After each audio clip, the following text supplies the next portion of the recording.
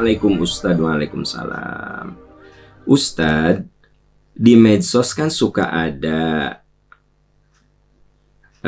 tulisan tentang Islam. Terus suka ada non-muslim suka menyusup, dia suka mengangkat kutipan dari kitab dan suka melecehkan postingan umat Islam. Saya suka gemes, pengen mematahkan komennya.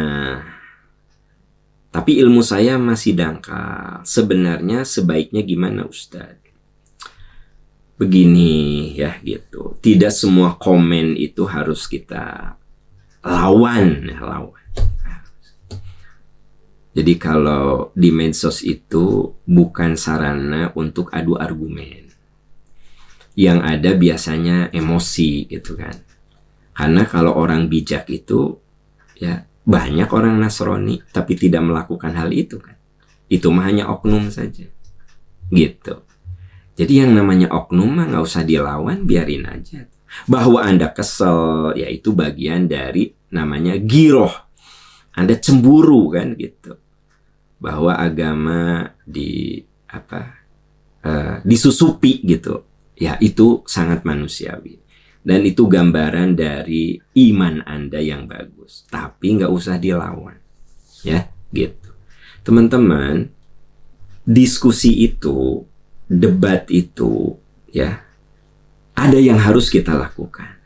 Tapi ada juga yang tidak perlu Anda lakukan.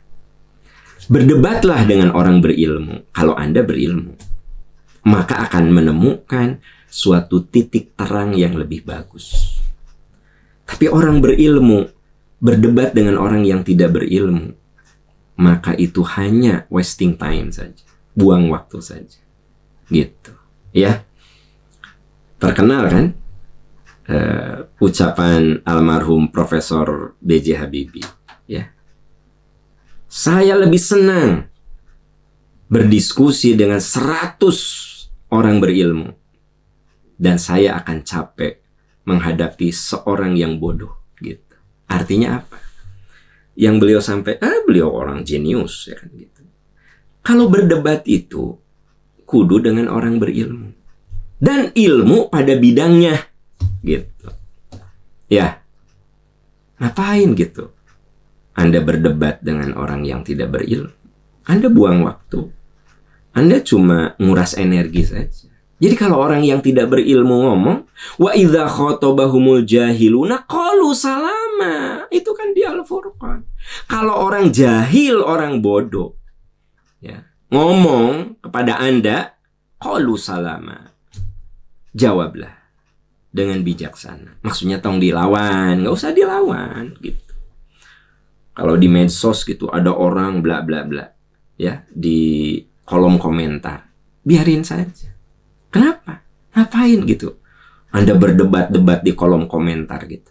Ya, buang waktu, buang energi, dan apa manfaatnya coba? Kecuali kebencian. Gitu. Ya, gitu. Ya Anda boleh setuju, boleh tidak dengan saya. Jadi kalau saya sih mau berdebat nih, ya lihat dulu orangnya. Kalau orang berilmu enak. Jadi dia faham metode, dia faham teori, dia faham dalil kan gitu. Ada orang yang mendebat, Pak, itu hadisnya doif. Ya kan doif juga hadis. Nggak usah dilawan. Ngapain gitu? Dia nggak ngerti ilmu hadis. Ya. Sampai ada kalimat doif juga hadis. Berarti dia nggak ngerti ilmu hadis. Ya. Begitu. Jadi saudara-saudaraku tercinta, emang Allah Subhanahu wa Ta'ala tuh udah ngasih arahan sama kita. Diskusi dengan siapa, berdebat dengan siapa, siapa yang harus kita ajak diskus. Itu tuh ada arahannya. Sampai ada ayat di surat Al-Furqan begitu eksplisit. Wa idza khotabahumul jahilun, kalau orang jahil mengajak diskusi kepada kamu, qalu salama, katakan dengan ucapan bijaksana. Ucapan bijaksana teh apa? Ngapain gitu orang bodoh dilawan? Bener nggak? Gitu. Nah gitu maksudnya. Kalau Anda membaca ada komen-komen tiba-tiba ya ada tentang kajian Islam, ada non-muslim nyusup, komen gitu. Udah biarin aja. Ya. Atau misalnya Anda nulis tentang sesuatu, ada orang yang komennya itu nggak ada korelasi dengan yang kita omongin. Ya nggak usah dibantah juga, biarin aja. Gitu loh. Itu yang disebut bila orang jahil ngomong, qalu salama.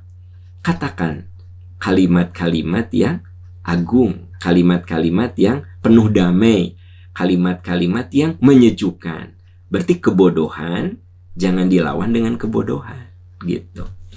Ya. Ada orang gila ngata-ngatain Anda. Ya. Masa ku Anda dilawan? Nggak usah, tuh sama gelona merena, gitu ya. Wallahu a'lam bissawab.